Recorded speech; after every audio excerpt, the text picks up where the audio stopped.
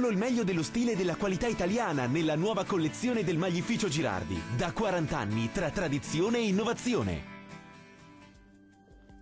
Più nubi quest'oggi, anche con qualche fenomeno a carattere sparso. Vediamo il dettaglio. Sul Veneto il cielo si presenterà molto nuvoloso o anche coperto e con locale pioviggine associata. Peggioramento poi nel corso della serata e della nottata. Diamo uno sguardo alle temperature. Le massime saranno comprese tra i 12 e i 15 gradi, i valori minimi oscillanti tra i 7 e gli 11 gradi circa. Spostiamoci ora a vedere la situazione del Friuli Venezia Giulia. Anche qui il cielo sarà molto nuvoloso o coperto con possibile pioviggine, meno probabile però sul Triestino. Vediamo le temperature, le massime saranno comprese tra i 13 e i 14 gradi, mentre le minime oscilleranno tra i 9 e gli 11 gradi circa.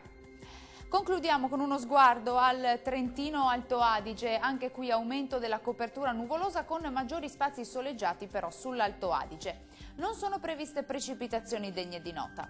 Le temperature massime saranno comprese tra i 16 e i 18 gradi, minime sui 7 gradi circa. Il mare sarà generalmente poco mosso, i venti moderati da sud-est, localmente deboli sulla laguna di Venezia. Dal meteo di Antena 3 è tutto, arrivederci.